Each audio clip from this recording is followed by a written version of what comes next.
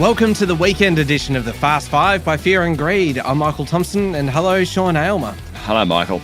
Sean, on weekdays, it's all about the Fast Five, the top 5 business stories in 5 minutes. On the weekend, we still keep it to 5 minutes, but we're going to pick out the biggest story of the week, the sleeper story, which is kind of one flying under the radar a little bit, the most remarkable story, and our favourite story.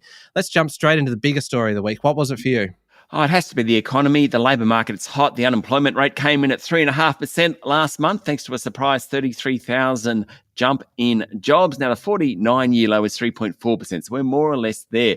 Bit surprising, retailers have been talking about consumer spending slowing. We've had Jim Chalmers and the Reserve Bank say that the economy's slowing, yet the unemployment rate remains low. Of course, that's the last thing to turn. Maybe that's what that's about. We know the Reserve Bank's incoming governor, Michelle Bullock, thinks 4.5% is what the unemployment rate needs to be to take the pressure off prices. Still a long way to go to get to there. We also know that the Reserve Bank's looking at the data very closely. They told us in the minutes from the last board meeting, which were released this week, next week's June quarter inflation figure is all important. Michael, what about for you? Look, for me, the story that a lot of people were talking about was Victoria pulling out of the 2026 Commonwealth Games. Originally, they were supposed to be held across 5 regional areas in the state. Not anymore. Premier Daniel Andrews citing a massive budget blowout, saying the cost had gone from about kind of $2.5 billion to somewhere around $6 or $7 billion. Couldn't justify that for a 12-day sporting event. Anyway, the fallout has been huge, and that fallout has been global, risking Melbourne's reputation as the sporting capital of Australia. Really, Commonwealth Games, countries very quick to rule themselves out as alternative hosts, so we'll see kind of where that ends up. But Australia is still shining on the global sporting stage this week as the host with New Zealand of the Women's Football World Cup. And isn't it fantastic to watch, Sean? Sure is, and go the Matildas.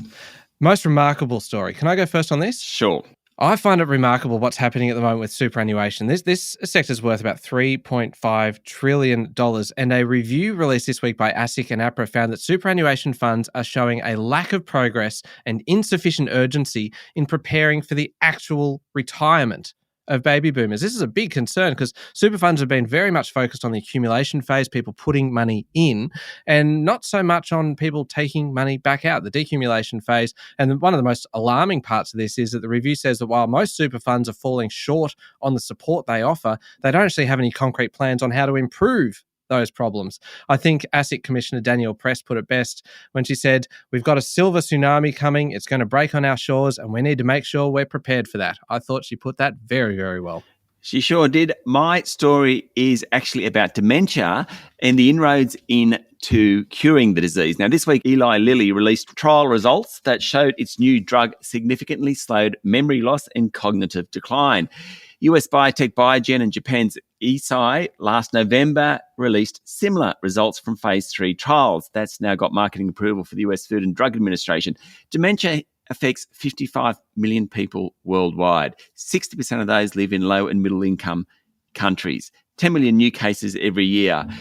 Great breakthroughs over the past 8 months or so. As Richard Oakley, Associate Director of Research at UK charity the Alzheimer's Society, said, the past 8 months have been a real turning point as 2 drugs is shown to slow down the progression of the disease after decades of work with no positive findings. All right, sleeper story for me. It's a sleeper because you don't expect to hear allegations of modern slavery in Australia. Labour hire company Lynx Employment was under investigation following claims that workers were being mistreated. Basically, workers from Pacific Islands who were coming here to do fruit picking and farm work, placed into those jobs by Lynx Employment. Some of the workers claimed that their visas had been seized and pay slips weren't being provided and staff were being bullied and threatened.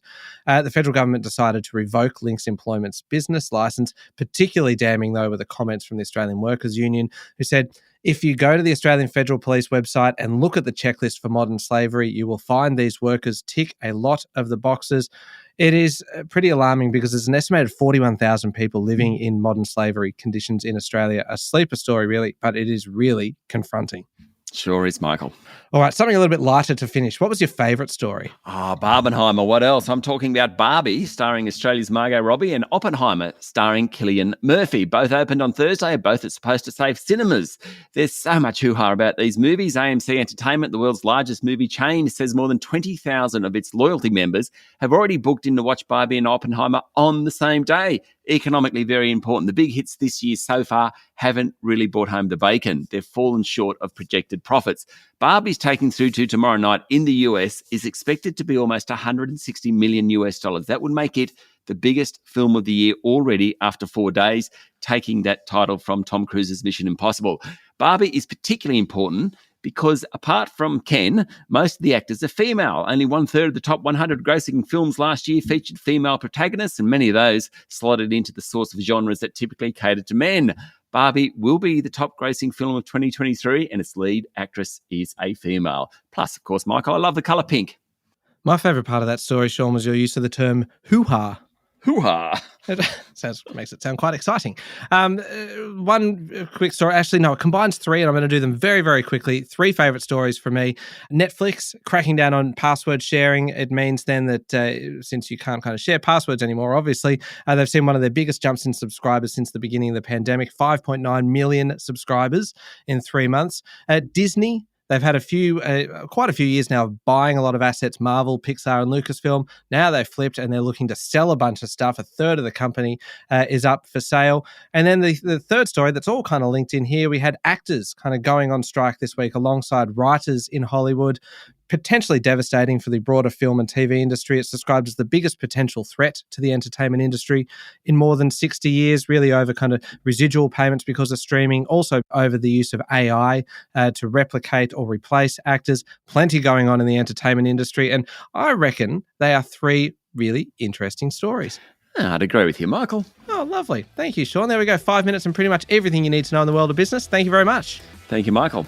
We'll be back on Monday morning with the top 5 business stories in 5 minutes. Don't forget to hit follow and join us online on LinkedIn, Instagram, Twitter, and Facebook. I'm Michael Thompson, and this is the Fast 5 Business News by Fear and Greed.